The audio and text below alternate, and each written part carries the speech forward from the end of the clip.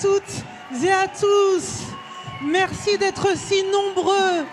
Merci d'être si nombreuses pour ce grand meeting de campagne Les Écologistes. Merci à vous ici à Aubervilliers. Et merci à tous ceux qui nous suivent en ligne. Merci à toutes les mobilisations à Marseille et partout en France. Nous sommes à J-7.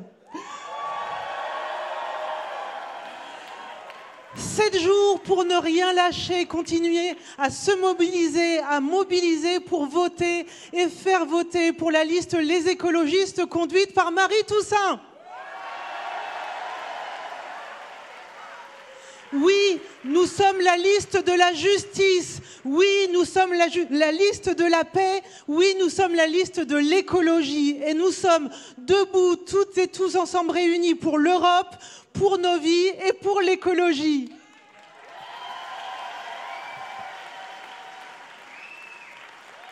J-7, ne rien lâcher. Et les personnes qui vont monter sur scène ne lâchent rien, sont engagées au quotidien. Et notre première invitée s'appelle Mélanie Vogel. Elle est sénatrice des Français hors de France. Elle est coprésidente du Parti vert européen. Elle est colistière de Marie Toussaint. Mélanie, merci à toi d'être là. Je te laisse la scène jusqu'à ce que le gong retentisse.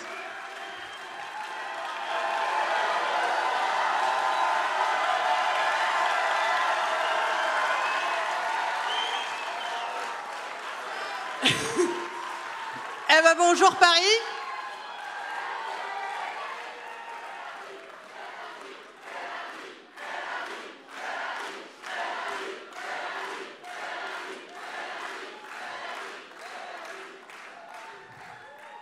Faut que j'ai quand même 20 secondes de rab, hein, merci.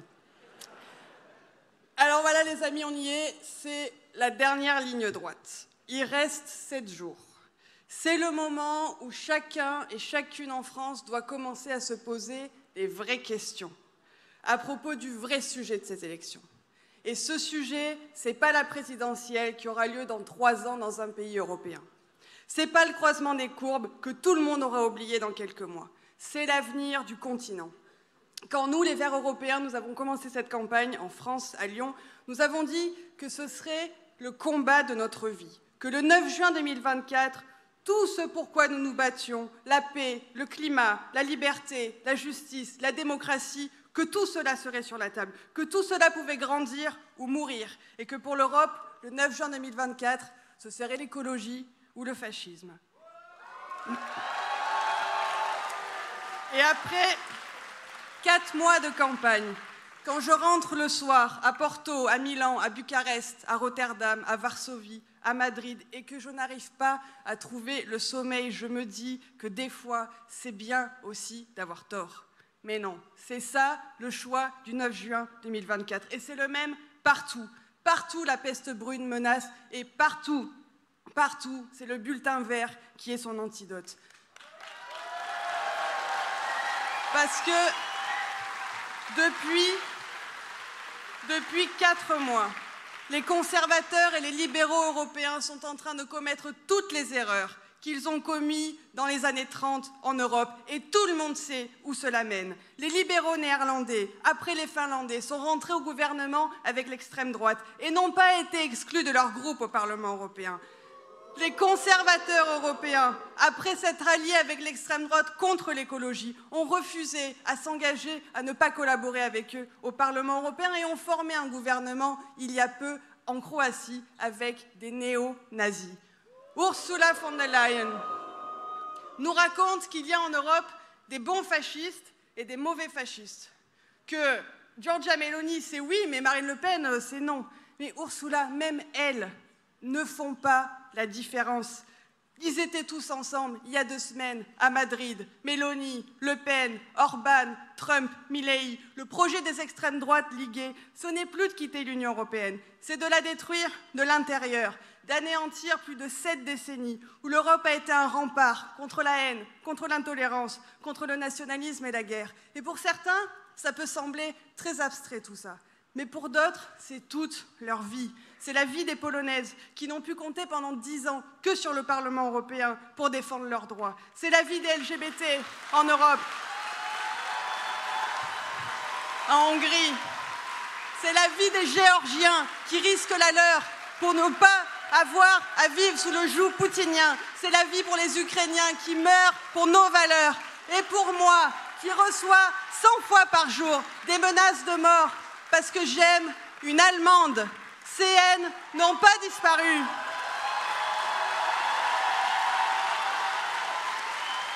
C'est pourquoi, le 9 juin, tout ce que l'Europe compte, de féministes, de démocrates, de personnes LGBT, d'antifascistes, toutes celles et ceux qui croient en l'Europe doivent être dans les urnes parce que c'est nos corps, nos droits, nos choix, nos vies qui sont en jeu. Et quel plus beau bulletin à mettre dans l'urne que le seul qui permettra de tenir la promesse initiale du projet européen, celle de la construction durable, de la paix et de la prospérité sur le continent. Les grands quotidiens européens le racontent depuis des semaines. Et j'aimerais tellement que la presse française se mette à s'intéresser à ça sérieusement. C'est la force du groupe écologiste au prochain Parlement européen qui déterminera si oui ou non ce sera l'écologie ou le fascisme en Europe. Alors sachez-le de toutes vos forces, vous qui voulez vivre dans un monde juste et libre sur une planète habitable, nous sommes assez nombreux, c'est possible. Les grandes victoires politiques sont toujours des prophéties autoréalisatrices. Regardez l'Espagne, tout le monde disait que c'était fini. Et des millions de citoyens, surtout des femmes, des personnes LGBT, des jeunes, sont allés voter et ils ont gagné. En Pologne, on nous disait que c'était impossible. Des personnes LGBT, des jeunes, des femmes, des féministes sont allées voter et elles ont gagné. La voix, il y a dans la société européenne, à côté du risque fasciste, une volonté forte de vivre libre, unis dans une société ouverte qui investisse dans l'avenir et qui prenne soin du vivant. Et nous sommes la voix et l'instrument de ce projet. En 2019, ceux qui ont voté pour les écologistes, vous avez changé le monde. En 2024, vous pouvez faire plus grand encore. Vous pouvez enrayer la peste brune et bâtir un monde meilleur. Il reste 5 jours où tout est possible, grâce à vous. Un tonnerre d'applaudissements pour Mélanie Vogel. Merci à toi, Mélanie.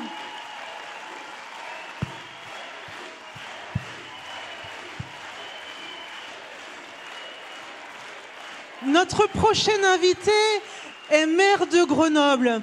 Et sa ville, Grenoble, a été titrée ville verte européenne et ce n'est pas un hasard. Un tonnerre d'applaudissements pour Éric Piolle.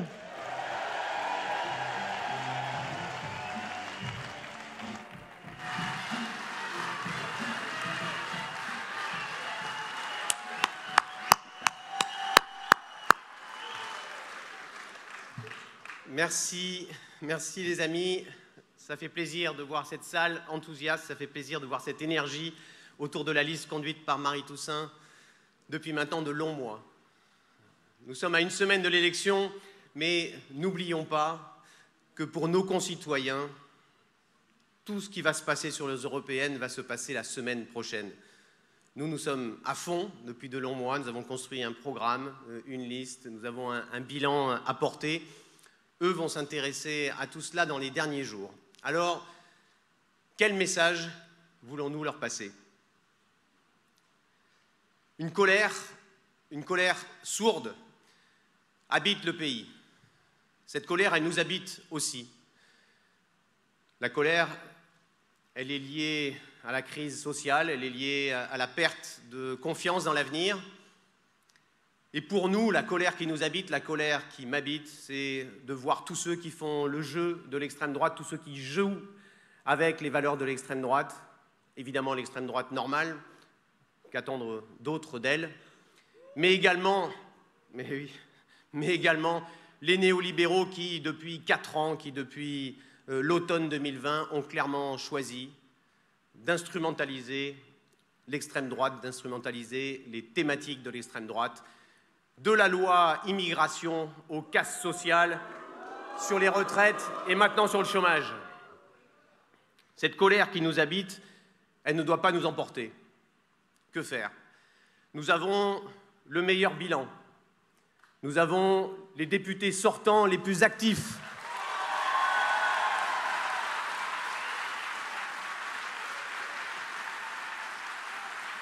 Notre programme est reconnu comme le plus pertinent par toutes les ONG.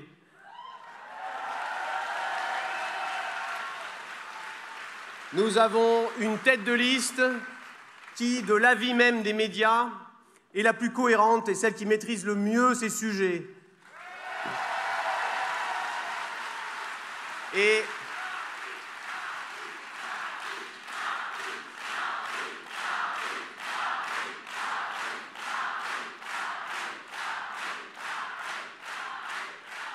Et nous avons des candidats extraordinaires, parce que cette campagne, on a l'impression que c'est une campagne présidentielle, mais c'est la seule élection où tous ceux qui sont élus ont le même rôle après.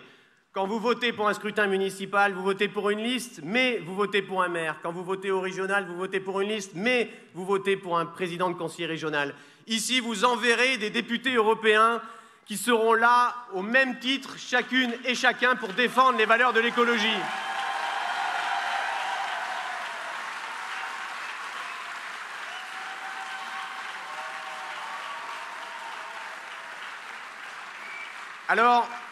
Alors, je représente ici les maires, ils sont nombreux, là, au premier rang, des maires de collectivités de toute taille, les maires de cette vague verte de 2020.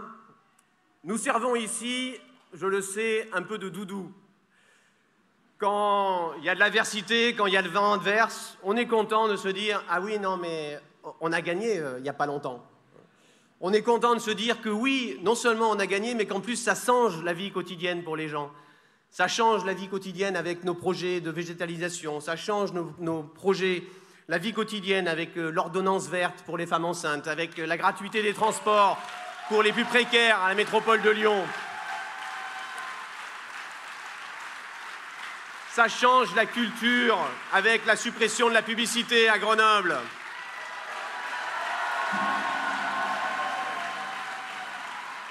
Donc nous sommes là comme des doudous et des témoins, et je me sens doublement doudou, à la fois parce qu'en 2014, David le sait, nous étions 10 points derrière la première liste à 5 jours du vote, et que nous avons fini 4 points devant. Donc oui, on peut faire déjuger les sondages.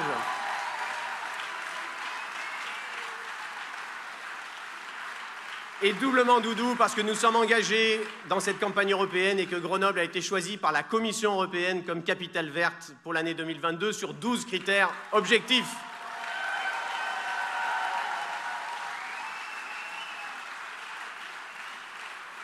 Alors quel message pour cette dernière semaine? Je vous en propose 4. Le premier, c'est que dans les collectivités locales, nos maires partout en France ont besoin d'Europe. Ont besoin d'Europe parce que ça finance la rénovation énergétique à Besançon, parce que ça finance la sécurité sociale de l'alimentation là où elle se met en place comme à Grenoble, parce que ça finance des refuges de la Ligue de protection des oiseaux, parce que ça finance les projets de santé globale à Lyon. Nous avons besoin d'Europe dans les territoires pour continuer à changer la vie. Deuxième message, il n'y a pas d'écologie sans écologistes. C'est facile, c'est basique, mais c'est vrai. Mon troisième message, je l'emprunte à David Cormand, vous l'avez sans doute entendu, le vote écolo, il compte double. Non seulement parce que nous enverrons des députés européens qui auront eux aussi une capacité d'action, mais aussi parce que ça empêche le climat ambiant de faire disparaître les thématiques environnementales, de biodiversité, climatique, sociale, du paysage politique. Donc ça compte double.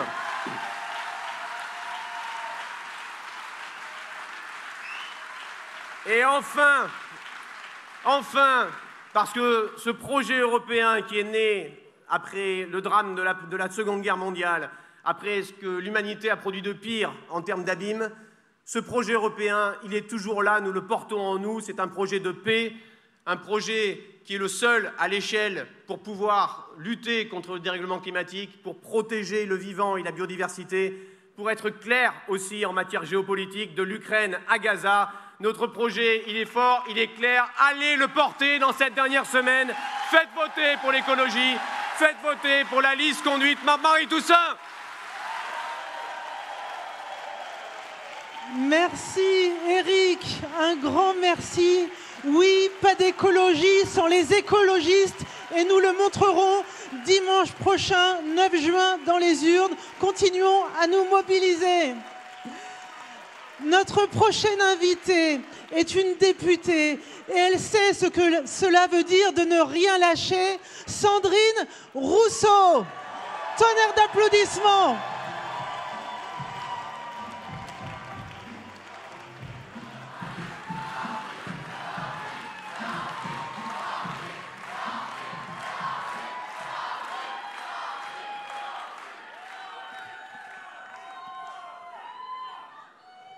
Bonjour tout le monde.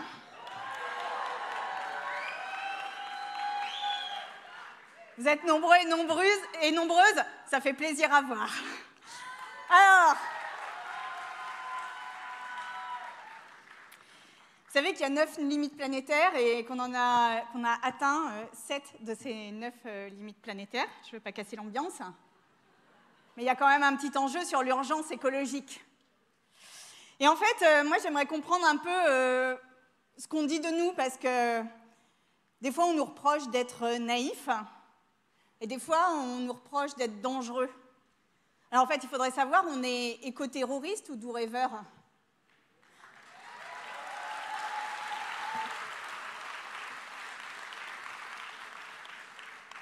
Parce que si on est naïf, pourquoi le ministre de l'Intérieur crée une cellule Déméter pour surveiller les militants écologistes partout en France? Si on est naïf, pourquoi il y a des gardes à vue à chaque manifestation de désobéissance? Si on est naïf, pourquoi il y a la criminalisation des associations de défense des droits des écologistes et des causes écologistes comme L214, Extinction Rébellion, Dernière Rénovation? Et si nous sommes dangereux, pourquoi le sommes-nous au fond? Parce que nous ne voulons pas que les gens meurent dans la Méditerranée ou dans la Manche, que nous dénonçons sans faillir les 55 000 morts dans la Méditerranée et que nous posons avec fermeté le fait que c'est un scandale européen que le directeur de Frontex soit sur la liste du Rassemblement national.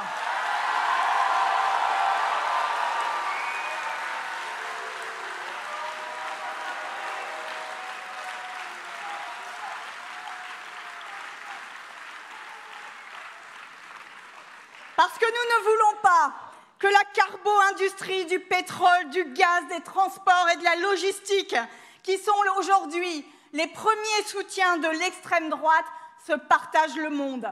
Tiens Patrick, tu prendras bien un petit oléoduc chauffé en Tanzanie. Tiens Vincent, regarde les principaux titres de presse en Afrique. Ils sont à vendre. Ça te ferait une belle tribune, Vincent Bolloré, pour ta bataille culturelle. Parce que nous ne voulons pas que la seule réponse à la crise agricole, ce soit toujours plus de pesticides, toujours plus d'engrais, toujours plus d'animaux enfermés dans les hangars, sans jamais voir le jour, qui finissent en nuggets, bourrés d'huile, d'eau dans nos assiettes, 200 000 poulets dans des hangars, 10 000 porcs dans des bâtiments. Nous ne voulons pas que l'Espagne se couvre de macro-fermes de porcs et que la concurrence en Europe, ce soit de savoir qui de l'Allemagne, de l'Espagne, des Pays-Bas ou de la France produira le plus d'animaux. Les animaux ne sont pas des pièces détachées d'une filière industrielle.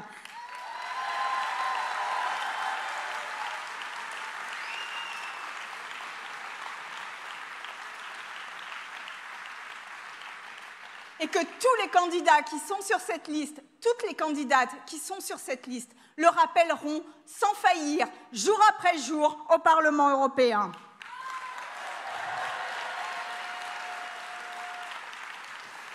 Parce que nous ne voulons pas que du productivisme ou de l'extractivisme continue à détruire le monde et la planète. Vous savez qu'elle a mis des milliards d'années à être ce qu'elle est et qu'en 70 ans, nous sommes en train de tout détruire. Quelle honte!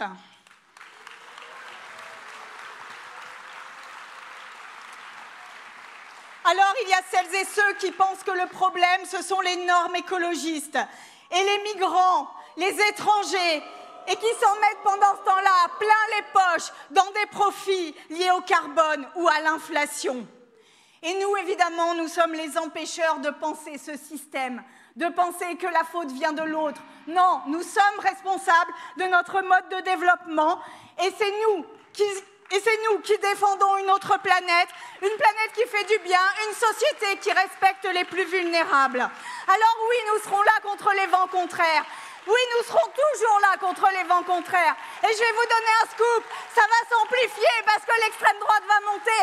Et nous serons là, nous ferons front, nous ferons l'opposition, nous ferons la résistance. Vive l'écologie, vive l'Europe et vive Marie Toussaint. Merci Sandrine, un grand merci à toi. Tu as soulevé de nombreuses questions et notre réponse, parce que nous sommes cohérents, c'est le vote, les écologistes, dimanche 9 juin, la liste conduite par Marie Toussaint.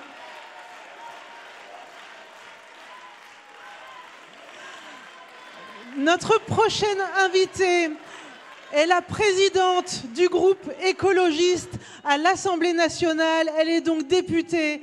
J'invite à me rejoindre sur scène Cyrielle Châtelain. Tonnerre d'applaudissements pour Cyrielle.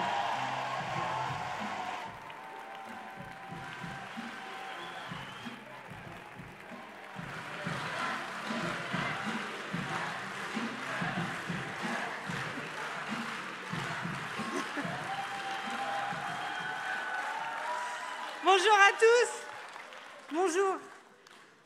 Je voulais commencer par ces mots qui ne sont pas les miens. Au moment de mourir, je proclame que je n'ai aucune haine contre le peuple allemand et contre qui que ce soit. Le peuple allemand et tous les autres peuples vivront en paix et en fraternité après la guerre, qui ne durera plus longtemps. Nous sommes le 21 février 1944. La guerre gronde encore et Missak Manoukian écrit ces mots. Le nazisme avait fait sombrer l'Europe, le monde, dans la déshumanisation en perpétrant la Shoah. Le poète et résistant nous montrait le meilleur de l'être humain. Sa confiance inébranlable dans l'aspiration des peuples à la paix.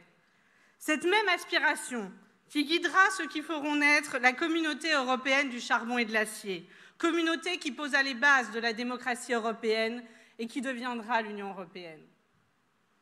Aujourd'hui, les voix du peuple européen sont étouffées par le silence assourdissant de l'Union européenne et de la France face à la guerre d'extermination à Gaza, face aux corps brûlés des enfants sous les bombes israéliennes et face aux corps émaciés par la famine.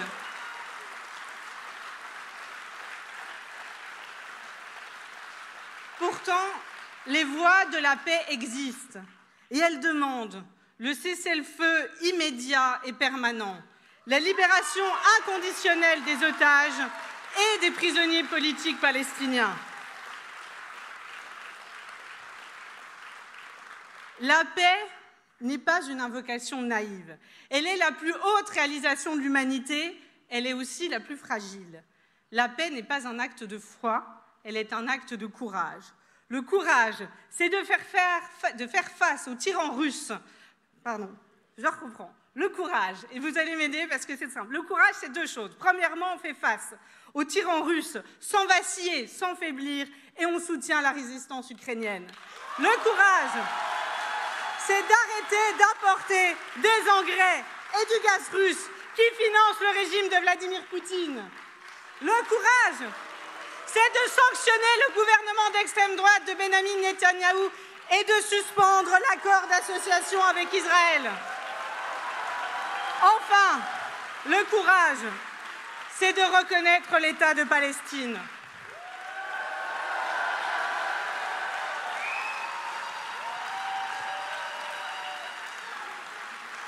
Chers amis, le 9 juin, en votant pour Marie Toussaint, en votant pour les écologistes, vous choisissez une Europe qui jamais plus ne se taira face aux crimes contre l'humanité. Une Europe qui portera le courage de la paix.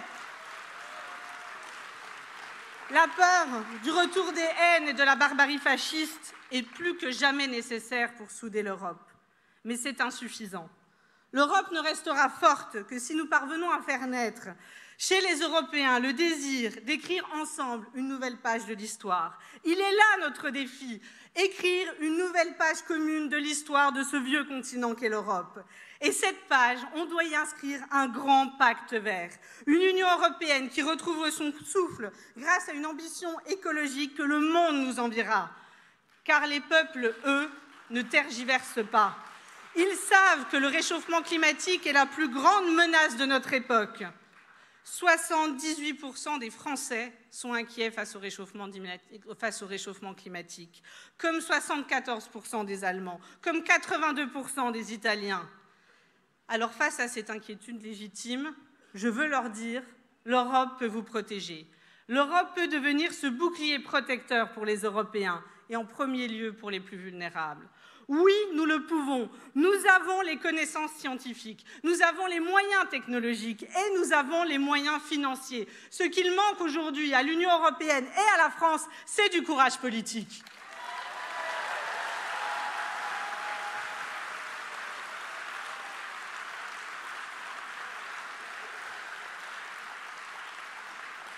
Nous, écologistes, si nous sommes là aujourd'hui, si nous sommes tous et tous mobilisés derrière Marie Toussaint, derrière l'ensemble des candidats, c'est parce que nous savons que les écologistes doivent être le pilier solide de la lutte contre le réchauffement climatique. L'alerte a été donnée. Le temps des solutions et de leur mise en œuvre est venu. Notre ambition en tant qu'écologistes, c'est d'agir volontairement, radicalement, résolument, pour protéger chacun et chacune d'un monde qui s'emballe, d'un monde qui oppresse et d'un monde qui surchauffe. Alors le 9 juin, pour l'Europe, pour nos vies, choisissez l'écologie. Merci Cyrielle, tonnerre d'applaudissements pour Cyrielle. Oui Cyrielle, tu l'as dit, tu as parlé de courage. Et le choix courageux, c'est le choix des écologistes pour que toutes et tous en Europe, nous puissions vivre mieux.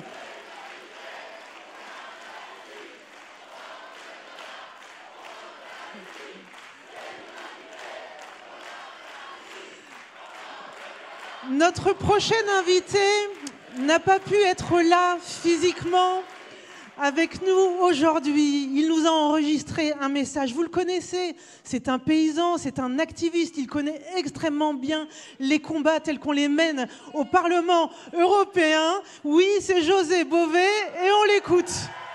Bonjour à toutes et à tous. On est à une semaine maintenant du scrutin du 9 juin. C'est le dernier meeting important et c'est maintenant qu'il faut mettre tout dans la bataille. Tout dans la bataille pour sauver le climat. Tout dans la bataille pour maintenir la biodiversité qui est détruite par l'agrochimie, par l'industrie. Il faut se mobiliser. Alors maintenant, il n'y a plus de choix. Il faut voter pour la liste Europe Écologie et voter pour Marie Toussaint. Parce que il nous faut un groupe important au Parlement européen. Chaque fois qu'il y a eu des avancées au niveau de l'Europe, c'est parce que les écologistes au Parlement européen se sont mobilisés. Eh bien, c'est ce qu'il faut que nous retrouvions après le 9 juin. Un groupe vert européen fort, qui soit capable de construire véritablement des alternatives et de mettre en œuvre une véritable politique de Green Deal. Maintenant, on a une semaine, chacun va essayer de convaincre autour de lui, on doit y arriver, l'important c'est de réussir et que le 9 juin, on ait le plus grand nombre de députés européens verts élus. Merci José Bové. Oui, nous l'avons compris, cette importance pour le vote. Les écologistes, nous serons au rendez-vous. Il reste 7 jours et continuez à mobiliser autour de vous pour que le vote soit massif. Notre prochain invité sait à quel point les combats sont importants, longs, quotidiens au Parlement européen. Il a été député européen jusqu'en 2023. Aujourd'hui, il est sénateur de Paris. Un tonnerre d'applaudissements pour Yannick Jadot.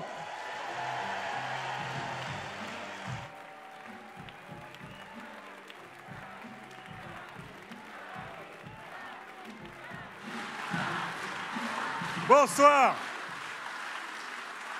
C'est un beau meeting. Bon, chers amis,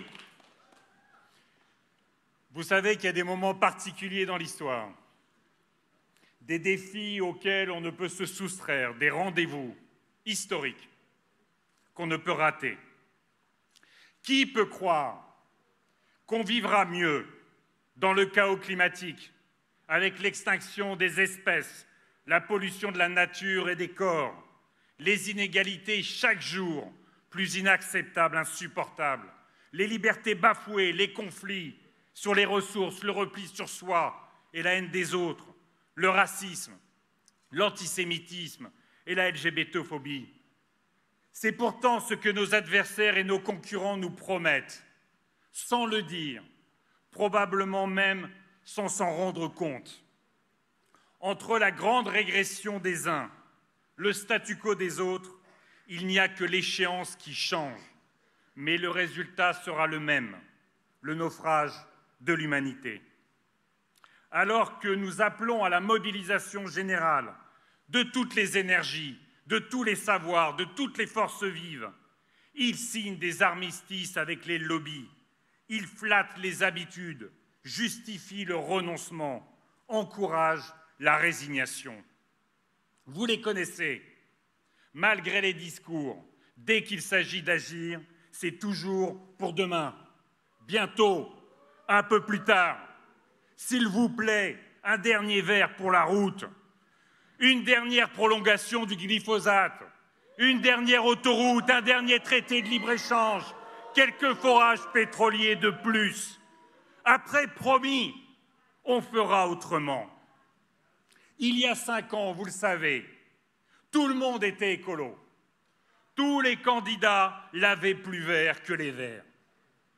Aujourd'hui, nous sommes les seuls à vouloir relever les défis, à regarder l'avenir en face. Regardez nos élus, si tu peux les prendre là, à l'image. Regardez nos élus européens et nos candidats comme ils sont beaux. Et ils ne sont pas simplement beaux, ils sont bons. Et ils ne sont pas simplement bons, ils sont efficaces.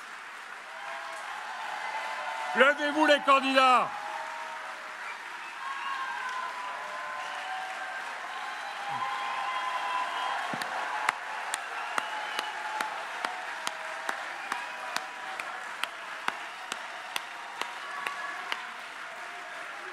Bon, vous pouvez vous rasseoir. Chers amis, nous le voyons chaque jour un peu plus, l'Europe est gangrénée par le trumpisme. Celui qu'on moquait il n'y a pas si longtemps, avant qu'il n'arrive au pouvoir aux États-Unis et qu'il menace d'y revenir. Le temps et l'espace se sont écrasés. Le trumpisme est là, en Europe. En Europe, et malheureusement, Emmanuel Macron y a cédé. Le trumpisme, c'est la politique qui renonce aux solutions pour désigner à la vindicte populaire des coupables, des boucs émissaires, et toujours les mêmes. Les migrants, les chômeurs, les pauvres, les fonctionnaires. Le trumpisme, c'est la politique qui renonce aux faits, à la vérité, pour faire de la science une opinion comme les autres. Quand vont-ils enfin écouter ces milliers de scientifiques qui hurlent leur alerte sur le dérèglement climatique, l'effondrement de la biodiversité, sur la pauvreté?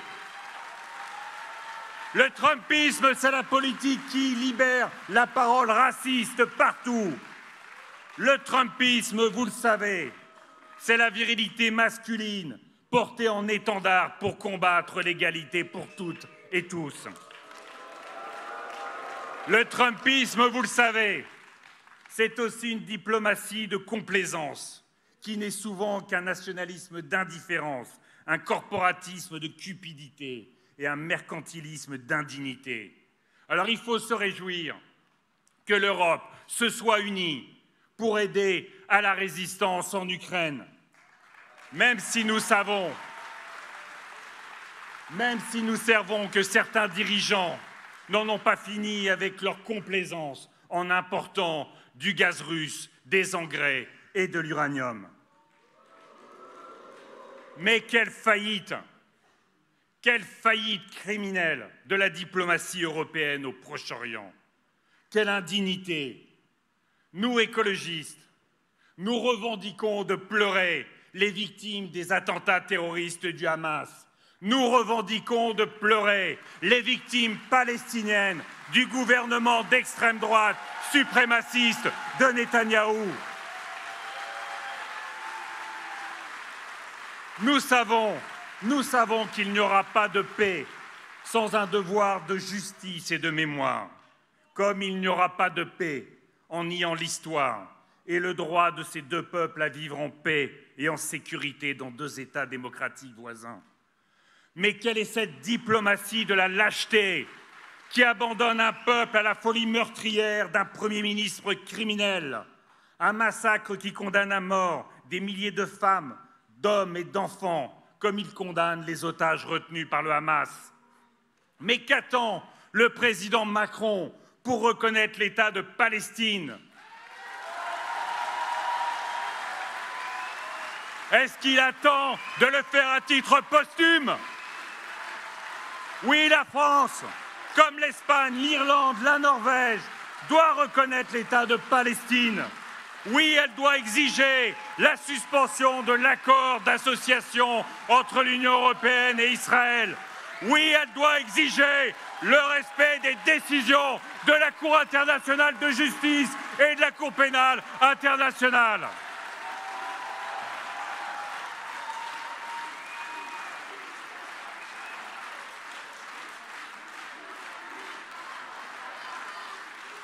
Chers amis, notre tâche est lourde. Chers amis, notre tâche est lourde.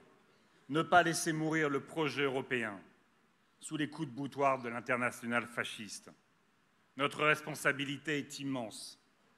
Renouer avec le rêve européen, un vieux rêve que nous portons en héritage et qu'il nous revient de poursuivre. Le rêve franco-allemand de réconciliation d'abord, après les atrocités de la Seconde Guerre mondiale. L'Europe, c'est plus jamais la guerre. Le rêve des peuples grecs, espagnols, portugais, qui combattaient la dictature et partageaient une même conviction. C'est en entrant dans l'Union européenne qu'ils allaient ancrer définitivement la démocratie dans leur pays.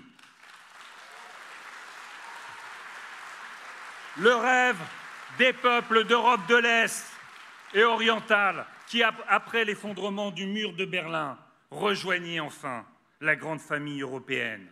C'était ça l'Europe, plus jamais le fascisme et la dictature. Alors que ressurgissent, vous le savez, les murs et les barbelés à nos frontières, souvenons-nous des paroles d'Angela Merkel qui avait accueilli plus d'1 million de réfugiés syriens. Elle disait « Le mur de Berlin appartient à l'histoire et nous enseigne qu'aucun mur qui exclut les gens et restreint la liberté n'est assez haut ou long qu'il ne puisse être franchi. » Que nos dirigeants d'aujourd'hui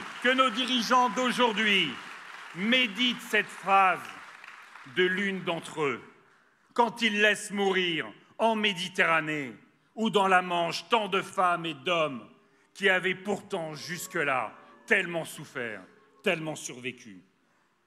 L'Europe, c'est le rêve toujours des Ukrainiens, des Géorgiens et de tant d'autres. Le rêve plus lointain des femmes iraniennes, afghanes ou congolaises violées, torturées et tuées, qui se battent pour leurs droits. C'est le rêve des Ouïghours et des Tibétains. Et l'Europe, pour nous écologistes, c'est le rêve que l'étranger ne soit plus jamais celle ou celui qui, au hasard de l'histoire, est né de l'autre côté de la frontière. Que l'étranger ne soit plus jamais le noir, l'arabe, le juif, le musulman, porté comme un étranger de l'intérieur.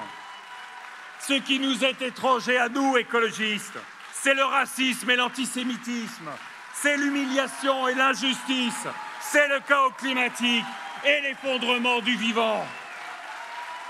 Nous n'abandonnerons jamais l'Europe qui s'est construite contre les fascistes, aux fascistes. L'Europe s'est construite contre les dictatures et l'extrême droite. Ils ne peuvent pas la reprendre.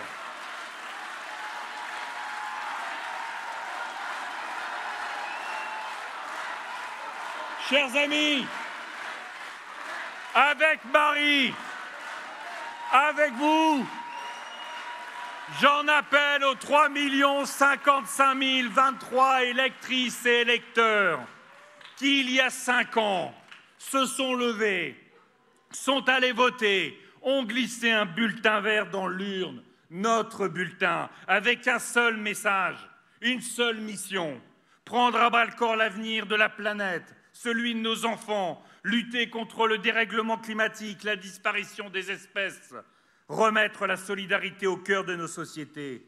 Grâce à elles, grâce à eux, l'agenda écologique, le fameux pacte vert, est devenu l'agenda européen. Nous savons ce qui s'est passé quand il a fallu passer à l'action. Tous nos concurrents, tous nos adversaires politiques ont calé, ils ont renoncé. Nous sommes aujourd'hui leur cible parce qu'ils ne savent plus comment justifier autrement leur capitulation criminelle. Je demande à ces 3 millions d'électrices et d'électeurs rejoints par 5 années d'une jeunesse qui maintenant peut voter, de ne céder ni à la résignation, ni à la lassitude, ni à la déception. Chaque jour, chaque minute, nous avons agi pour arracher des victoires, éviter les pires défaites. Chaque jour, nous nous battons pour qu'advienne le monde d'après. Vous vous souvenez le monde d'après? Celui que les Européens partageaient pendant le Covid et qui mettait l'essentiel, la vie, au cœur de notre agenda et qui voulait enfin reconnaître et valoriser celles et ceux qui, travailleurs de première et de deuxième ligne, tiennent la société debout. Alors, est-ce qu'on a tout bien fait? Non, on n'a pas tout bien fait. On n'est pas parfait. Mais est-ce qu'il y a une équipe remplaçante? Est-ce qu'il y a une équipe B? Eh bien non, il n'y a que nous, avec nos défauts, mais aussi avec toutes nos qualités de conviction, de compétences, de travail que porte cette liste. Nous sommes là pour que vive le rêve européen, d'une Europe où les pesticides s'effaceront devant les coquelicots et les abeilles, d'une Europe où le nucléaire s'inclinera devant les éoliennes, une Europe où la brutalité du libéralisme laissera la place à la confiance, à la coopération, à la bienveillance, à la solidarité, à la justice et à la douceur. Une Europe où la haine sera balayée par l'ouverture au monde, l'accueil des plus vulnérables et le droit de s'afficher dans toutes ses différences, dans tous ses amours et dans toutes ses envies de vie. Une Europe où notre jeunesse s'épanouira avec enthousiasme et non pas dans l'instabilité des guerres. Une Europe qui lui offrira un horizon vaste comme le monde et pas un repli derrière des frontières qui ne sont plus protectrices de rien. Les amis, cette Europe, elle est à portée de main. Elle est à portée de notre main en votant écolo le 9 juin prochain. Cette Europe se rêve. On ne va pas simplement en rêver. On va la faire vivre, cette Europe. On va la faire avec Marie, avec la liste Europe Écologie. Le 9 juin, on se mobilise. Merci. Merci Yannick, merci d'être colistier, les écologistes, derrière Marie Toussaint pour ce scrutin européen le 9 juin prochain. Tu l'as dit, choisir le bulletin Les écologistes, c'est signifier qu'il n'y a pas de place pour le renoncement aux rêves européens. Notre prochaine invitée, c'est... Oui, nous sommes plus chauds que le climat.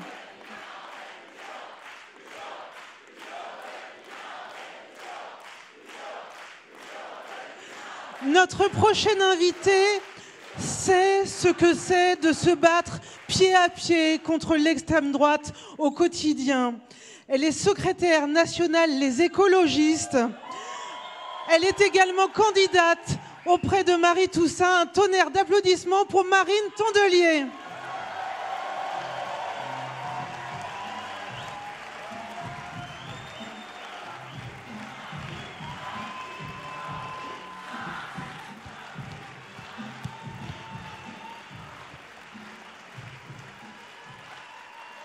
T'es sympa parce que tu dis que je suis candidate, mais tu dis pas en quelle place. Je suis 81e sur 81. Donc, si vous voulez que je sois élue, il faut faire. Comme m'a dit quelqu'un sur le marché de Limbaud vendredi matin, c'est comme Johnny Hallyday avec son fils, 100%. Voilà. Bon, bah bonjour les écolos, vous allez bien? Ah mais attendez, on m'avait pas dit que vous étiez timide. Est-ce que vous allez bien? Bah voilà, quand vous voulez. Bon, écoutez, ça tombe bien, parce que je vais vous parler de quelque chose de très important, évidemment. Je veux vous parler de ce que l'on n'entend pas dans cette campagne européenne. Je veux vous parler de ce qui ne peut pas parler, et même, je dirais, que je vais vous parler de ce qui ne peut pas voter. Alors vous allez dire, elle n'a rien compris celle-là, on est en pleine campagne, et elle parle de ce qui ne vote pas.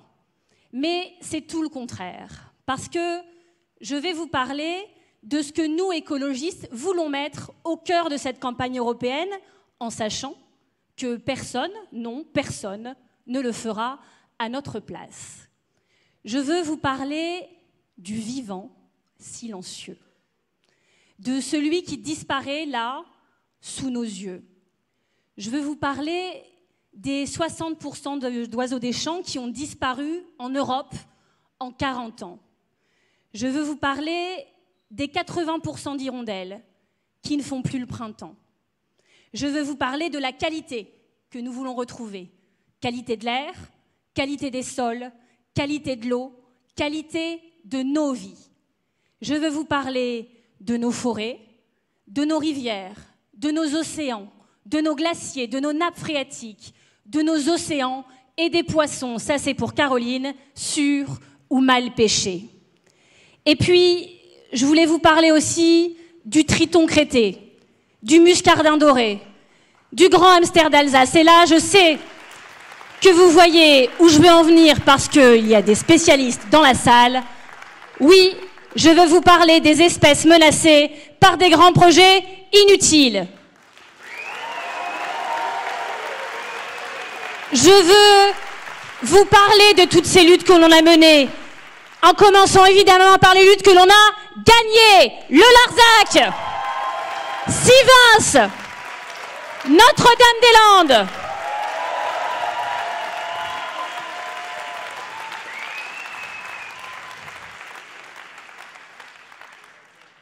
Je veux vous parler de Rémi Fraisse aussi, de Vital Michalon, et de toutes celles et ceux qui y sont restés, de toutes les luttes qui nous restent à mener, à Bure, à Sainte-Soline, sur le Lyon-Turin, sur la LGV. Je veux vous parler de ces arbres, de ces terres agricoles que l'on va continuer de protéger entre Castres et Toulouse. Et ce que je voulais vous dire, mais vous le savez, c'est que les écologistes, non, n'abandonnent. Je vois que vous avez tout compris. Et puis, je voulais vous parler de quelqu'un que vous connaissez.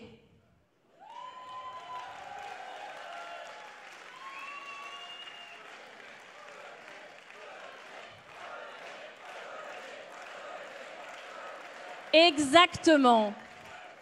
Je voulais vous parler de René Dumont. René Dumont, notre premier candidat écologiste à la présidentielle, qui, en levant son verre d'eau, avait alerté que oui, bientôt, elle viendrait à nous manquer. Il avait subi les moqueries de celles et ceux qui n'avaient rien compris. Mais j'aimerais aussi vous parler de ce que nous lui dirions aujourd'hui à René s'il était encore parmi nous. Vous savez, il avait écrit ce livre au titre poignant, « L'utopie ou la mort ». L'utopie. Mais pourquoi l'utopie? Non, René, tu n'étais pas utopiste, tu étais avant-gardiste. Aujourd'hui, nous le savons, les utopistes, ce sont les autres, Ce sont celles et ceux qui pensent que l'on peut se défier du climat, des limites planétaires, des écosystèmes. Oui, les écologistes ne sont pas des utopistes, ce sont les réalistes.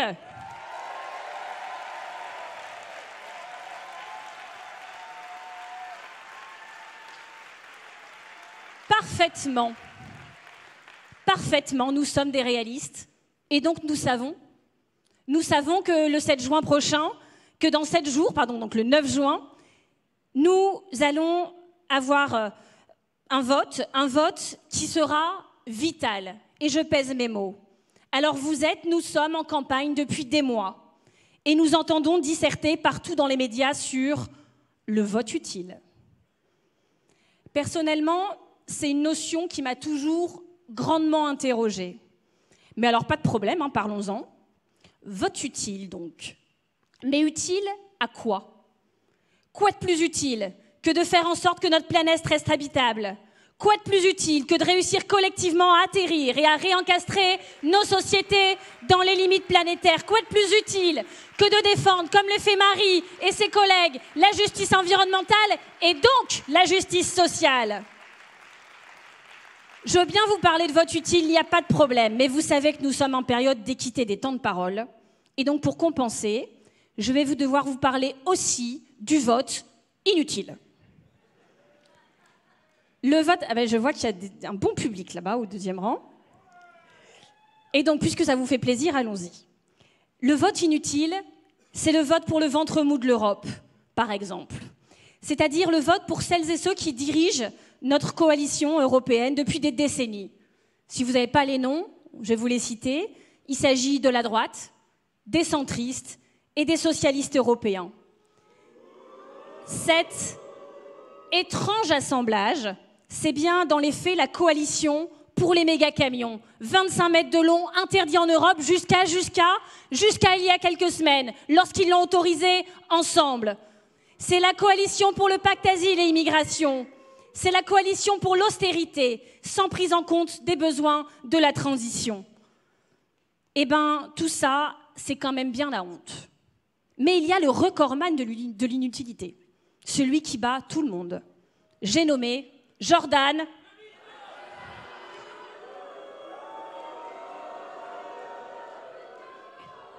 On lui enverra la vidéo. Alors, Jordan, c'est un député TikTok. Ben oui, rigolez pas, il a un super bilan.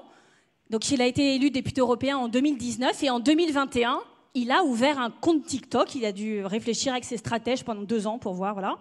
Et donc, il ouvre ce compte TikTok et depuis, il a fait 301 vidéos. 301. Ben, vous pourriez applaudir quand même, vous êtes jaloux. Non, c'était un test, vous avez raté, vous, là-bas. Donc, ça lui prend beaucoup de temps. Et donc, il a moins de temps pour le travail au Parlement. Et donc, est-ce que vous savez combien de rapports il a rédigés depuis 5 ans? Alors ça, c'est des écolos, toute la semaine, ils regardent sur le site du Parlement européen. Est-ce que Jordan va faire un rapport? Eh ben non, il n'en a pas fait. Député TikTok, député en toc, oui. Mais du toc, payé par vos impôts. Alors ça fait encore moins rigoler. Mais son problème à Jordan, c'est pas juste qu'il travaille pas, si seulement c'était ça, il servirait juste à rien. Mais non, lui, il est nocif. Et donc, c'est là que je vous explique pourquoi on l'appelle Jordan le mytho. Je vais vous expliquer en prenant un exemple fier à Benoît Biteau. La PAC, la politique agricole commune. C'est le plus gros budget de l'Europe. C'est le budget avec lequel on ne peut pas tricher, c'est le budget avec lequel il ne faut pas transiger.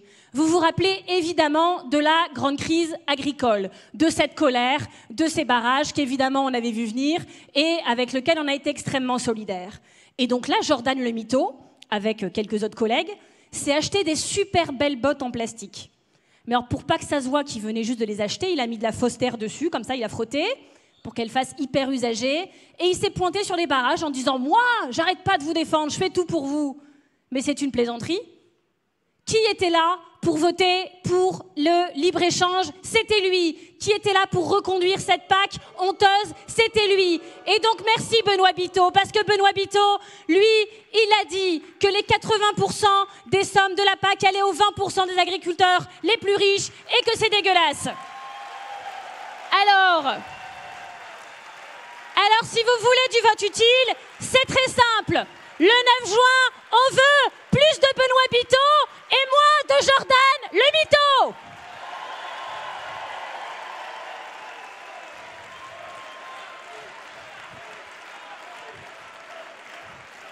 Bon, je viens de vérifier, il est d'accord.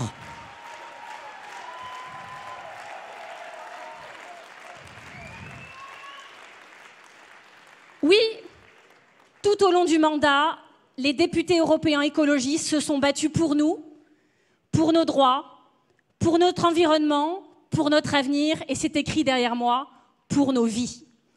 Ils ont été fidèles à leur combat, ils ont enchaîné les kilomètres sur les routes, et surtout sur les rails, évidemment, de France et d'Europe, à faire du terrain pour nourrir leurs réflexions et nos actions. Je suis tellement fière d'elles, je suis tellement fière d'eux, et je sais que vous aussi, de leur persévérance, de leur ténacité, de leur ingéniosité, de leurs valeurs et de leurs méthodes. Tout ce qu'ils ont porté avec constance, avec cohérence, de valeurs en perdition dans notre monde politique qui se désagrège. Des votes parfois arrachés à quelques voix près. Sur la loi de restauration de la nature, plusieurs fois c'est arrivé, à 3 voix, à 5 voix. Et c'est donc la preuve, oui, que chaque député européen écolo compte.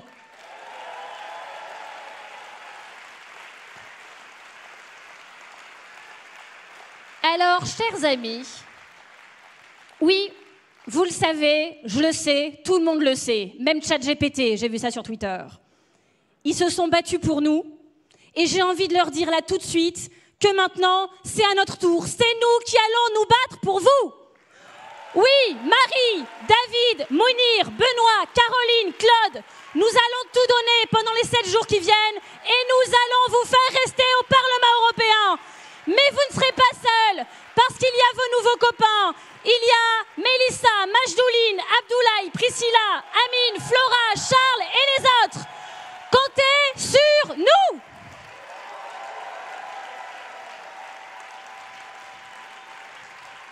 Ça va, ça vous va comme comité de soutien? C'est pas mal.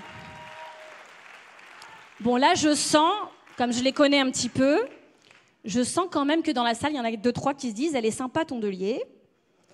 Elle veut quand même en envoyer beaucoup au Parlement européen. Mais est-ce qu'elle a bien regardé les sondages ?» D'ailleurs, j'ai encore eu la question à l'entrée. Donc c'est ma réponse pour Quotidien. Évidemment que je les ai vus, les sondages. Comment voulez-vous qu'on les rate? On nous les rabâche tous les jours. Dans chaque interview. Et j'en veux d'ailleurs beaucoup à celles et ceux qui font ça. Parce que celles et ceux qui ne commentent l'élection que par les sondages, eh bien pendant qu'ils font ça, on ne parle ni des bilans, ni des programmes. Et donc on favorise celles et ceux qui n'ont ni l'un. Et vous savez quoi? Les sondages nous ont toujours sous-évalués, en particulier au moment des européennes. Toujours. Beaucoup d'électeurs, vous le voyez autour de vous, ne savent d'ailleurs pas encore ni s'ils vont voter, ni pour qui. Alors moi, j'ai confiance dans cette fin de campagne. Déjà, je vous vois là, plus chaud que le climat. Et puis, j'en croise plein toute la journée qui me disent « Mais attendez, c'est pas possible, un Parlement européen sans député français écolo. Ça n'a pas de sens. Ça n'a pas de sens. » Et moi, j'ai confiance dans les électrices et les électeurs. Et je vais même vous faire une confidence. Vous êtes prêts? J'ai confiance plus dans les électeurs que dans les sondeurs.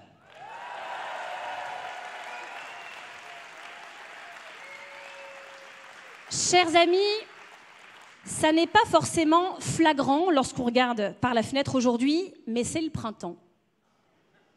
Comme quoi, les apparences sont parfois trompeuses. Eh bien, les sondages, c'est pareil. Le climat, la météo sont déréglés, les cycles politiques aussi. Alors les sondages, c'est comme le ciel d'Aubervilliers en ce dimanche 2 juin. Ils ne le montrent pas forcément de manière flagrante, mais oui, c'est l'heure du printemps politique. Rachel Carson, en 1962, avait écrit sur le printemps silencieux. Le printemps silencieux, c'est ce printemps privé des chants d'oiseaux, victime des pesticides. Eh bien nous allons organiser un printemps bruyant. Parce que vous, contrairement à tout ce que j'ai cité tout à l'heure, vous pouvez parler.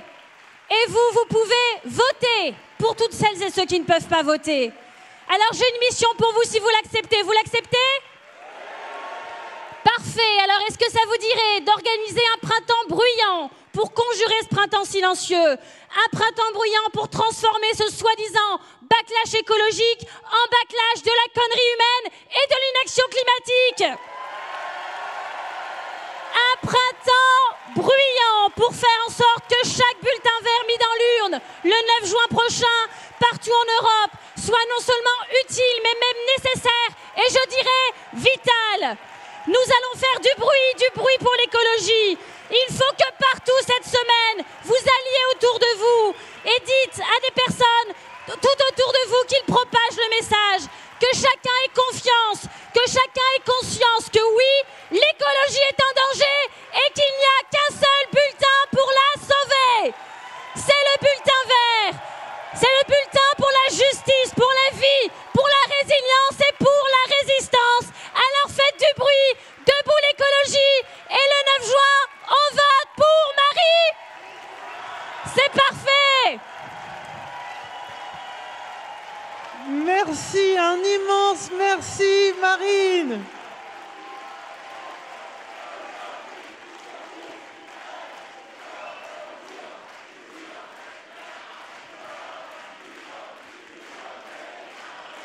Alors restez debout parce que si je vous dis que notre prochaine invitée est la cofondatrice de notre affaire à tous, si je vous dis que notre prochaine invitée a lancé la campagne L'affaire du siècle, si je vous dis que notre prochaine invitée est députée européenne, qu'elle est debout pour l'Europe, pour nos vies, pour l'écologie, et si je vous dis qu'elle est tête de liste, les écologistes, un tonnerre d'applaudissements pour Marie Toussaint.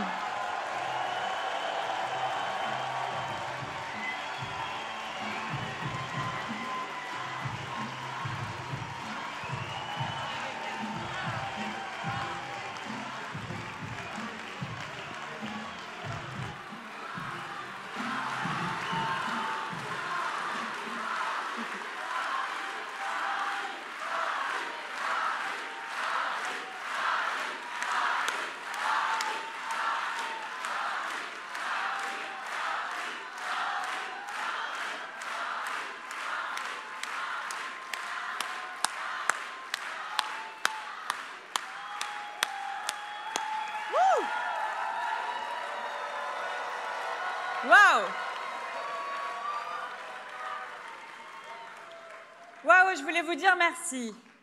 Et Moi aussi, je vous aime. Ça vient partout, par-ci, par-là. Moi aussi, je vous aime. Merci.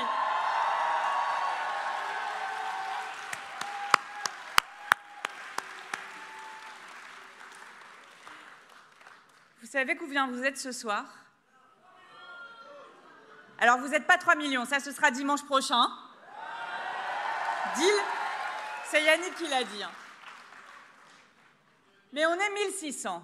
1600 de Marseille, 1600 de Toulouse, 1600 de Bretagne, du Nord, de l'Est.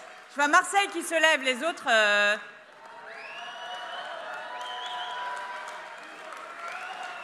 1600 d'Aubervilliers, de région parisienne, de Paris, de Tours. 1600 de Bordeaux, évidemment, du Pays Basque. 1600 du nord et du sud de la France, de l'est et de l'ouest et jusque dans les Outre-mer. On a des Portugais aussi dans la pièce. Un grand merci. Et dans cette session de remerciements, il y a 3 personnes à qui j'ai envie de dire en notre nom à toutes et tous, et j'espère du coup que vous leur ferez un tonnerre d'applaudissements, ce sont ces 3 personnes qui nous permettent ce soir d'être traduites par la langue des signes, Anne-Sophie, Nadège et Ève.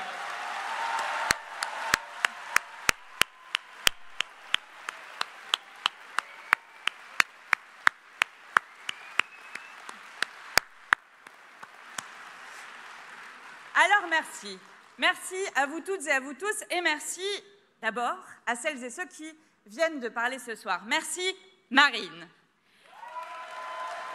Merci Marine de ton énergie débordante, de ton engagement permanent, et à travers Marine, merci à toutes celles et tous ceux, si nombreuses et nombreux, qui parmi vous, et je vois vos visages, qui parmi vous mènent campagne unie, rassemblée, déterminée pour emporter aux écologistes la plus belle des victoires dimanche prochain.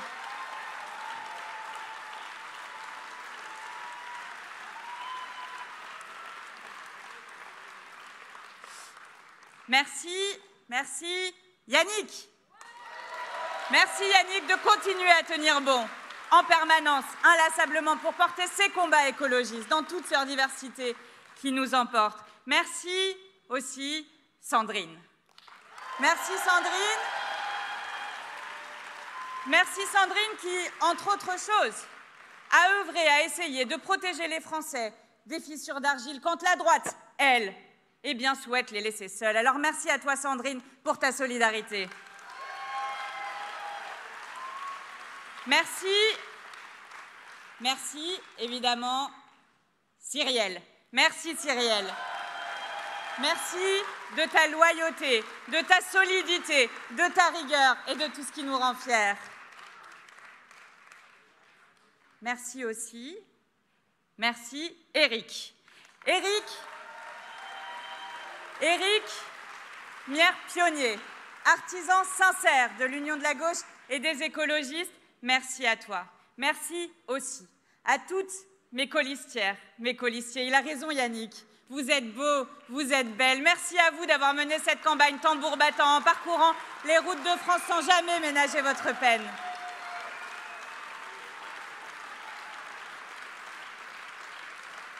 Et j'ai pas encore tout à fait fini. Je voulais dire merci aussi, elle est là, à Mélanie. Et Mélanie, te dire que tu nous as rendus fiers en portant et en emportant l'inscription du droit à l'IVG dans la Constitution, comme tu nous rends fiers en tenant bon face à la haine et en protégeant les droits des personnes LGBTQI.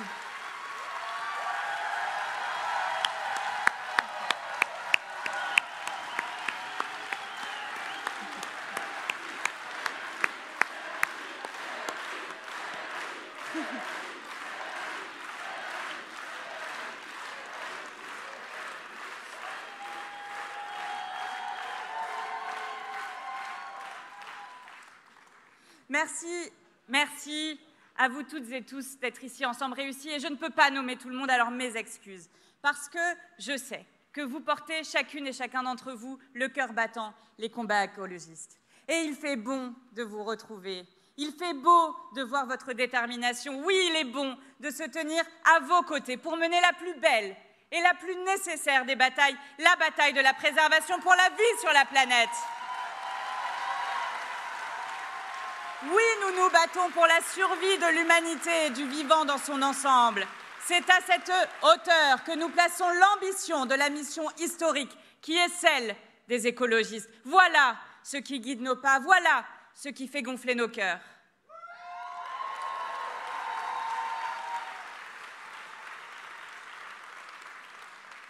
Alors la responsabilité est immense, mais l'instinct qui nous porte décuple notre esprit de ténacité. Souvenez-vous-en les jours de spleen, comme les soirs de Déveine, un feu brûle en nous qui ne s'éteindra pas parce que notre cause est juste. Et le flambeau que vous m'avez confié, c'est avec fierté que je le porte. Même si sa flamme vacille face au banc puissant du national-populisme qui balaye notre continent. La flamme vacille, mais elle ne s'éteint pas. Comme le roseau plie, mais ne rompt pas. Nous ne céderons pas.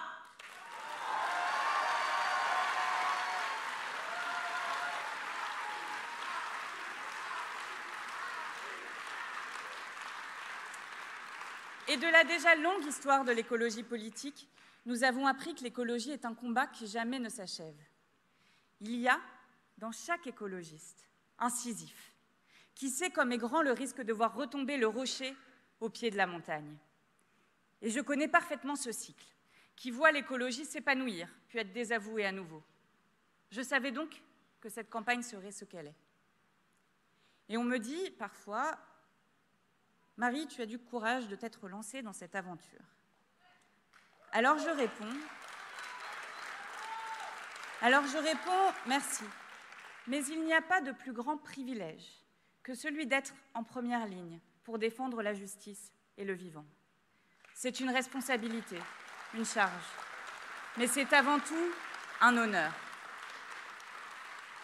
Nous savons que la lutte pour le climat et la biodiversité est la grande question de notre temps. Alors pas question pour moi de reculer un seul instant face à la litanie de mensonges déversés par nos adversaires.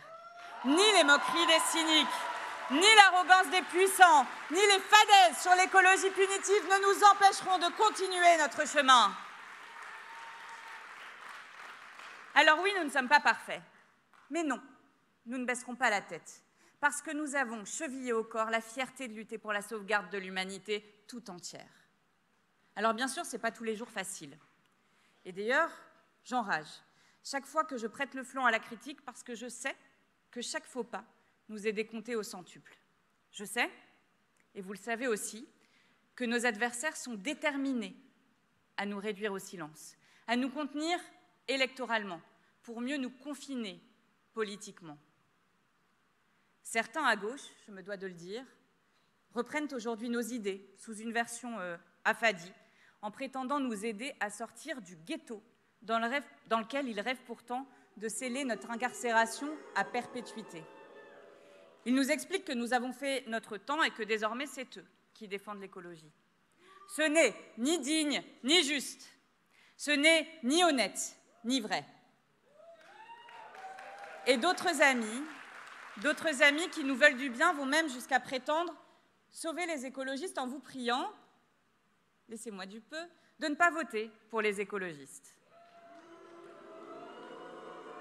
Je ne réponds pas en leur tendant l'autre joue, mais en leur disant une chose, en leur disant que la guerre des gauches est une erreur. Demain, nous devrons impérativement nous retrouver.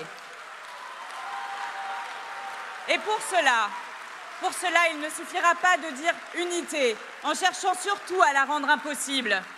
Pour réussir, il faudra davantage de clarté et moins de brutalité. Il ne faudra pas creuser des fossés, ni dresser des murs, mais bien bâtir des ponts. Et je le dis par avance, qui recherche l'hégémonie prend le risque de creuser le sillon de la défaite. Alors, amis écologistes, nous avons le devoir d'être nous-mêmes, sans complexe. Nous ne sommes pas une force d'appoint. Nous sommes les gardiennes et les gardiens du vivant. Nous sommes l'espoir d'un monde débarrassé de la folie productiviste. Nous sommes le ferment de l'avenir.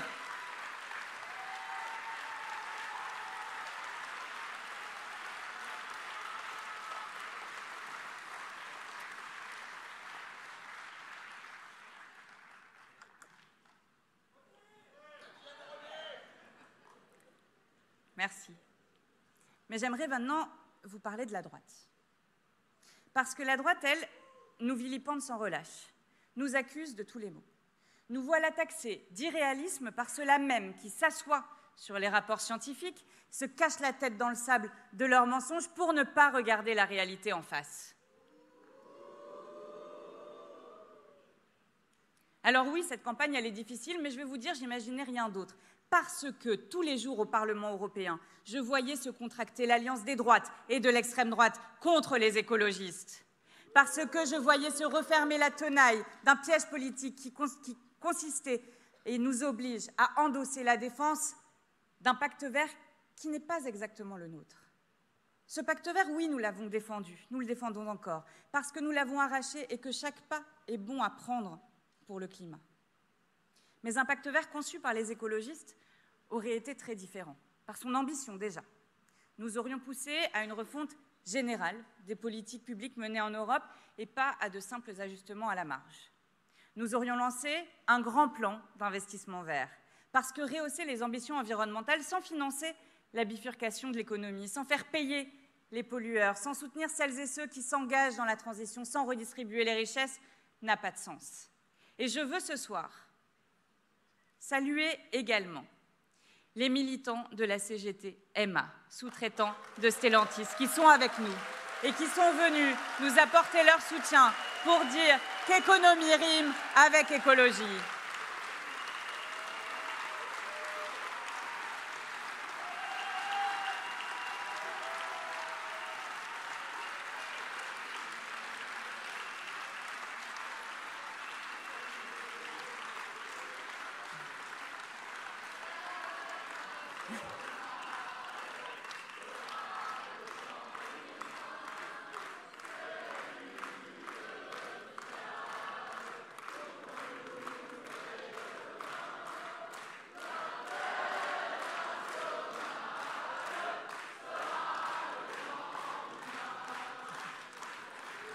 Alors oui, à celles et ceux qui s'étonnent, on ne fait pas d'écologie dans un seul pays. Mais oui, le pacte vert de Mme von der Leyen a souffert d'un manque crucial. Il n'avait pas de contenu social. C'est que la majorité de Mme von der Leyen continue à être prisonnière d'un logiciel qui pense séparément les enjeux sociaux et les enjeux environnementaux. Ce n'est pas faute d'avoir expliqué, session après session, d'avoir martelé, débat après débat, que justice sociale et environnementale sont les deux faces d'une seule et même question.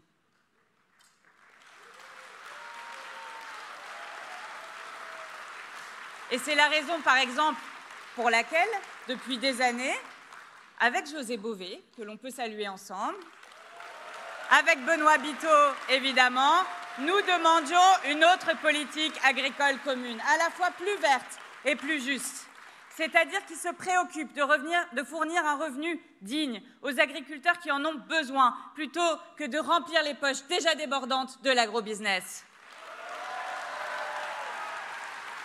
Eh bien, nous n'avons pas été écoutés. Et dans toute l'Europe, la colère des agriculteurs est venue prendre pour objet de fixation les normes environnementales. Un coup bas splendide de la part de nos adversaires qui ont réussi le tour de force de nous rendre coupables de leur faute à eux.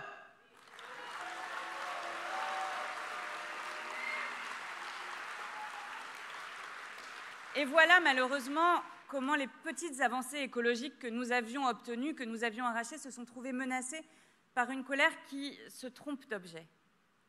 Voilà comment nous nous sommes retrouvés comptables d'un pacte vert qui n'était pas tout à fait le nôtre, et voilà comment les autres forces politiques, celles-là même qui ont voulu cet amas de demi-mesures, adopter une politique injuste, quittent aujourd'hui le navire et rêvent maintenant de nous voir couler avec. Alors je résume. Le manque d'empathie sociale de Mme von der Leyen et l'aveuglement de sa majorité ont construit une bombe à retardement. Et le détonateur a été la guerre en Ukraine et l'augmentation du prix des matières premières qui a entraîné une inflation insupportable pour des millions d'Européennes et d'Européens. Faisant son miel du ressentiment et de la colère, l'extrême droite est venue souffler sur les braises partout où elle le pouvait, ajoutant une dimension identitaire et culturelle à la souffrance sociale. Voilà le contexte dans lequel nous faisons campagne. La droite et l'extrême droite ont fait de l'écologie l'ennemi public numéro 1. Ils dirigent sur nous tous les affluents de la frustration et du ressentiment. Ils dépeignent l'écologie en passion des élites pour mieux duper le peuple. Dans cette élection, ils nous ont déclaré la guerre. Et je les cite. Le 9 juin, Marie Toussaint votera pour la décroissance de notre agriculture. Face à elle, le 9 juin, voter pour le Rassemblement national. On ne saurait être plus clair. Benoît Biteau, lui qui a combattu pour une politique agricole commune plus juste, pendant que le RN soutenait un modèle injuste qui détruit les emplois paysans. Vous direz mieux que moi à quel point M. Bardella est un menteur. Alors merci à toi, Benoît, pour tes combats.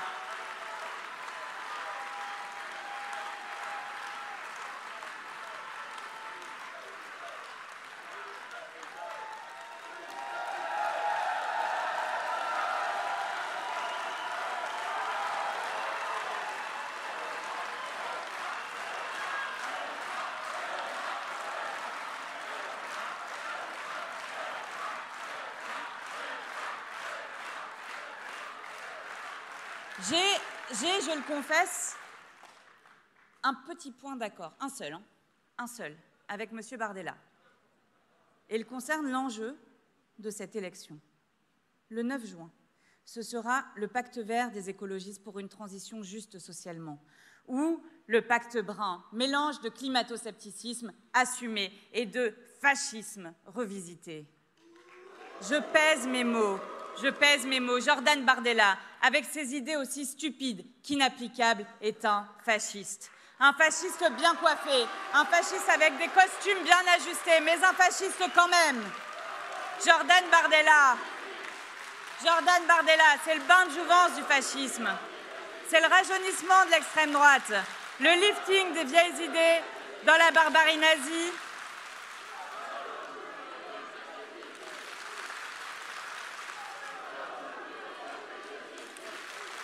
Contre lequel, de toute évidence, nous combattons. Et je veux le dire clairement, Jordan Bardella, ce n'est pas un bras d'honneur au système, c'est le bras tendu vers le pire.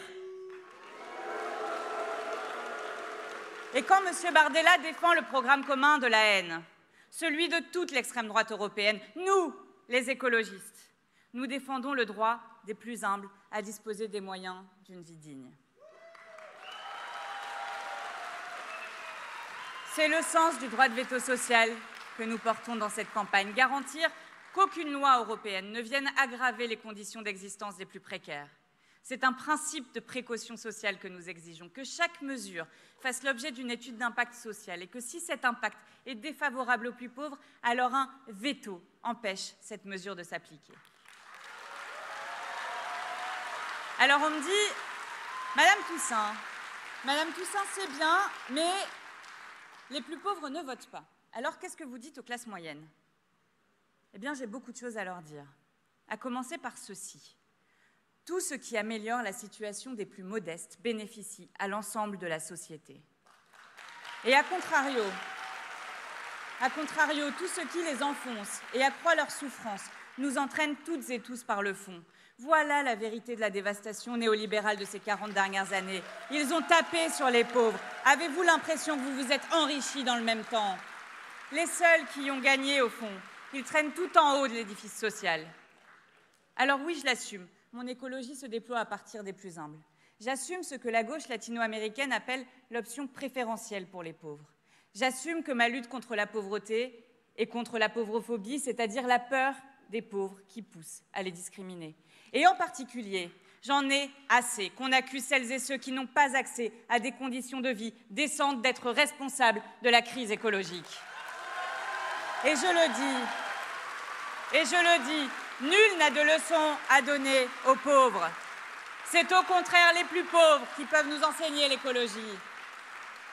Et notre écologie, elle n'est pas en surplomb, elle se construit par en bas, en partant des conditions sociales des plus modestes, de celles et ceux qui sont aujourd'hui impactés par l'inflation.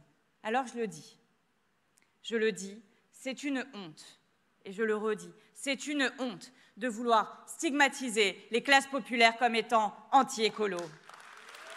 Monsieur Attal, Monsieur Macron, croyez-vous que ce soit leur empreinte carbone qui abîme la planète? Vraiment? Regardez la réalité des chiffres en face et vous lirez la réalité des inégalités environnementales. Ceux qui polluent le moins sont ceux qui subissent le plus les méfaits de la pollution. Votre imaginaire de classe vous aveugle. Celles et ceux que vous désignez comme coupables sont les premières victimes de votre inaction écologique. Celles et ceux qui, pour vous, ne sont rien, sont tout pour nous.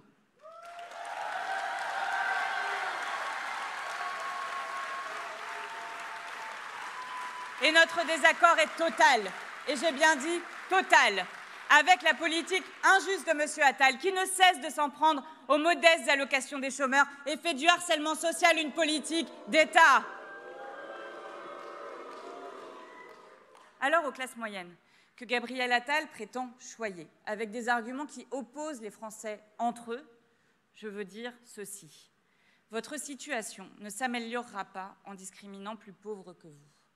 Le problème, ce ne sont pas les allocataires du RSA. Le problème, c'est la concentration des richesses. Le problème, c'est la politique fiscale d'un gouvernement qui exonère les plus favorisés de leurs responsabilités et demande à tous les autres de payer le pays, de porter le pays sur leurs épaules.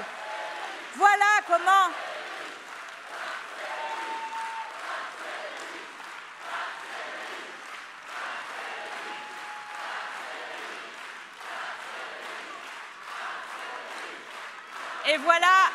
Et voilà comment nous nous sommes retrouvés avec la révolte des Gilets jaunes, qui ont refusé une taxe carbone injuste.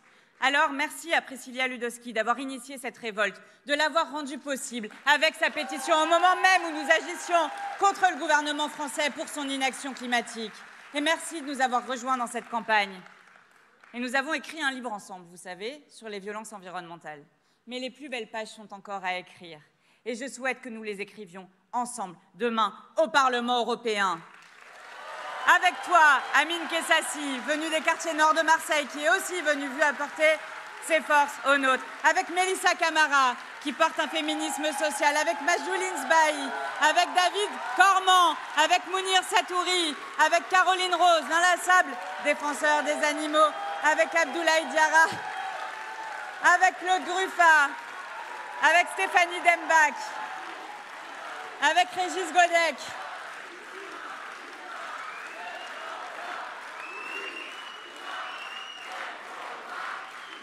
avec Charles Brenne, bref, avec le plus de députés écologistes possible.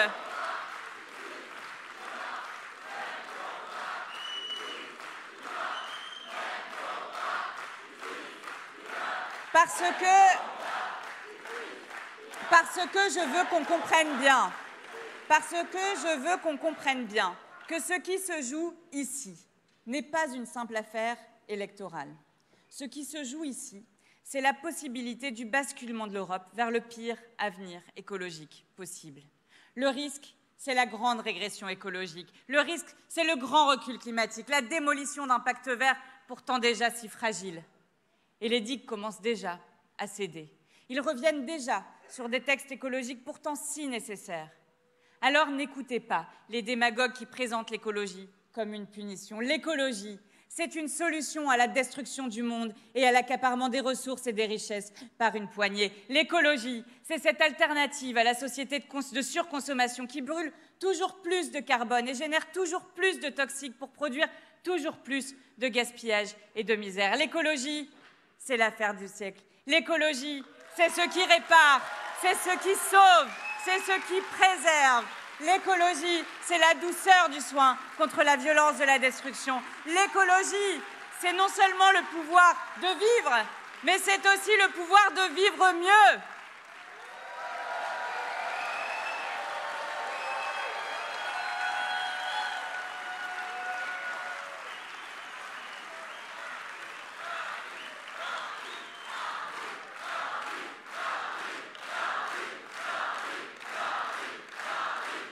J'ai l'impression que vous voulez vivre mieux ce soir. Mais vivre mieux, c'est la raison pour laquelle nous avons proposé l'objectif de pleine santé pour toutes et tous guide les politiques publiques européennes.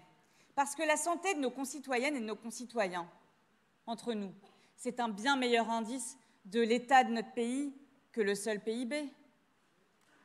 La santé environnementale est une priorité. Nous demandons davantage d'études indépendantes, qu'elles soient menées. Et nous défendons qu'une fois menées, eh bien, ces études ne soient pas mises au placard, mais que ces études soient écoutées et qu'elles inspirent un nouvel âge des politiques sanitaires.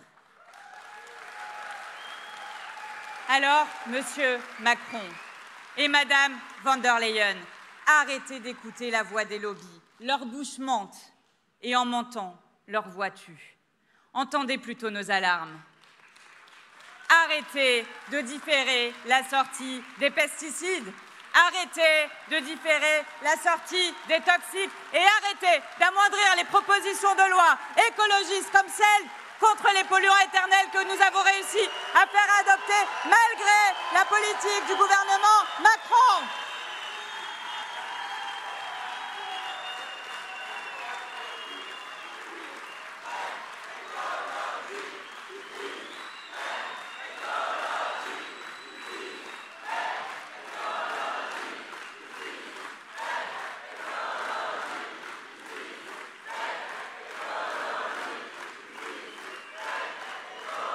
Nous, écologistes, nous marchons en tête.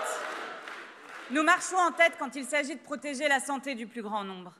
Alors oui, certains disent être devenus écologistes, mais je vous le dis, ils sont encore loin du compte parce que vous le savez, il n'y aura pas d'écologie sans les écologistes.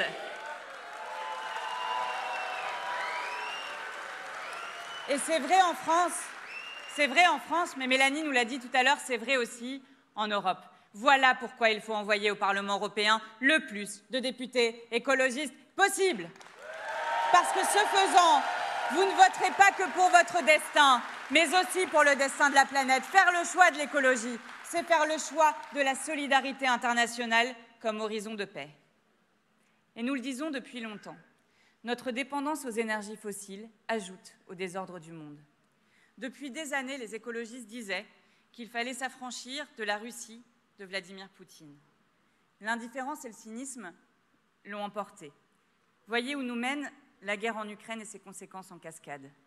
Alors je redis ici notre soutien, notre plein et entier soutien à l'Ukraine meurtrie. Je redis que l'Ukraine ne doit pas tomber et que l'addiction aux énergies fossiles est une menace pour notre sécurité et la leur. Alors arrêtons de financer l'effort de guerre russe par nos importations. Nous l'avons répété et répété, nous n'avons pas été entendus. Comme nous n'avons pas été entendus lorsque nous avons exigé de ne pas cautionner le sinistre régime de Bakou dans ses exactions contre l'Arménie. Arménie, martyre, encore une fois trahie par l'Europe, qui la regarde être spoliée et agressée sans mot dire et préfère passer des deals avec l'Azerbaïdjan. L'écologie politique est la première à avoir compris l'impact des ressources sur les enjeux géopolitiques. Les questions écologiques et celles des matières premières conditionnent aussi l'avenir de la paix sur la planète. Disant cela, je pense aussi au drame invisible au Congo. Ou plutôt, je devrais parler de drame invisibilisé, puisque les victimes de ce conflit, qui dure depuis si longtemps, n'intéressent guère personne.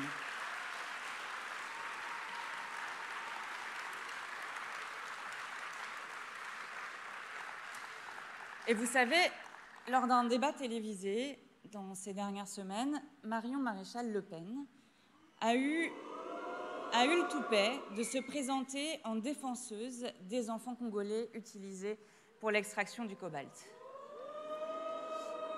Alors je pourrais le prendre à la plaisanterie et me contenter de lui répondre que c'est bien la première fois qu'on entend une Le Pen défendre les Africains. Mais je veux lui dire ceci. Depuis toujours, les écologistes ont une vision planétaire de la solidarité internationale. Et contrairement à la droite, contrairement à l'extrême droite, nous ne voyons pas l'Afrique comme un continent à exploiter, mais comme un continent frère avec lequel il faut désormais traiter d'égal à égal. Nous savons les liens qui nous lient. Nous connaissons l'abjecte pension de la traite négrière qui a laissé un sillage de désolation. Nous connaissons les vies perdues, les vies noyées de la jeunesse africaine en Méditerranée. Alors oui, nous voulons d'autres rapports entre l'Europe et l'Afrique, plus solidaires, plus égalitaires, plus fraternels. Et ce que nous disons vaut d'abord pour la France, parce que depuis toujours, nous défendons la fin de la France-Afrique. Alors je veux ici, avec vous, saluer les combats sur ce sujet de Noël Mamère ou d'Eva Joly qui nous ont tant apporté. Et nous savons comment Total a joué un rôle néfaste pour ce continent dont M. Pouyanné veut encore et toujours piller les ressources pétrolières avec son projet ICOP, contraire aux droits humains et à la préservation de la planète. L'Afrique compte. Les vies africaines comptent. Et pour nous, toutes les vies pèsent du même poids.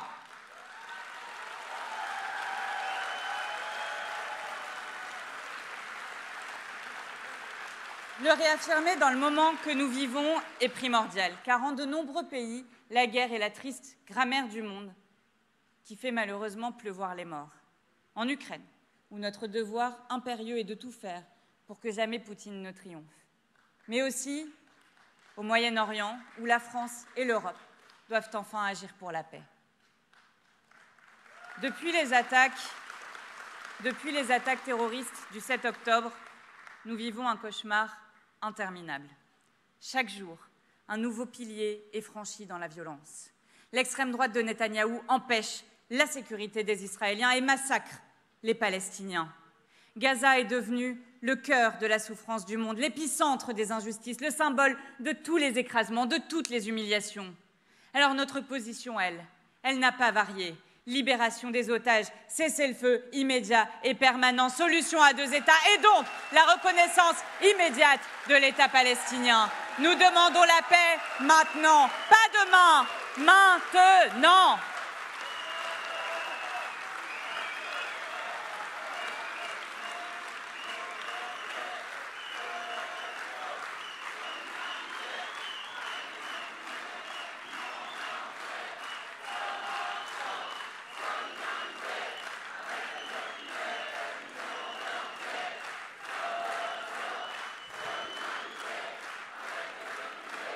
Et vous l'aurez compris, nous demandons évidemment justice sous toutes les latitudes. Alors je veux aussi saluer ici d'un mot les femmes d'Iran et les femmes d'Afghanistan, pour saluer à travers elles toutes les femmes en lutte pour leur dignité, en lutte pour leur liberté, en lutte tout simplement, trop souvent malheureusement, pour leur vie. Je vous salue et je veux que nous reprenions ensemble ce magnifique slogan des femmes d'Iran. Femme, vie, liberté. Femme, vie, liberté. Femme, vie, liberté.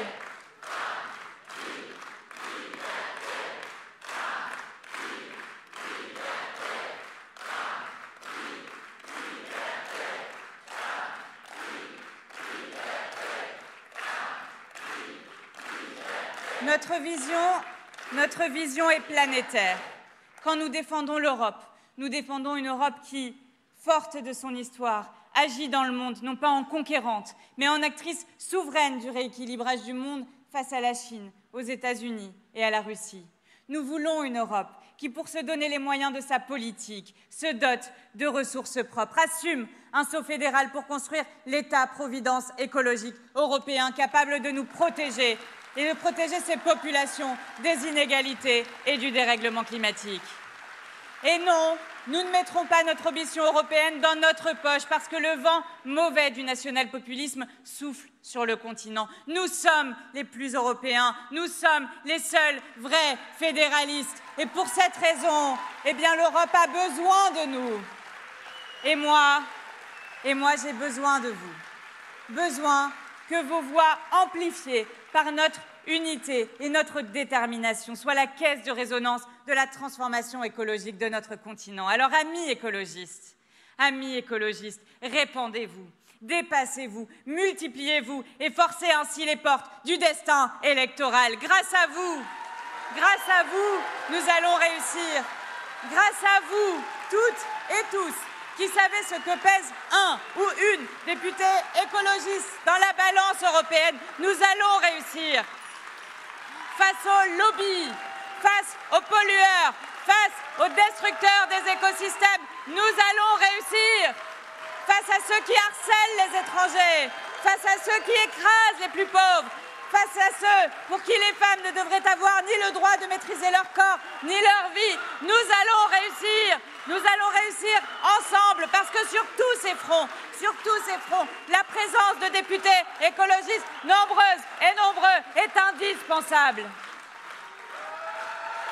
Alors, vous l'avez compris, je finis ce discours là où je l'ai commencé, en vous appelant à la mobilisation. Il nous reste une semaine, une toute petite semaine.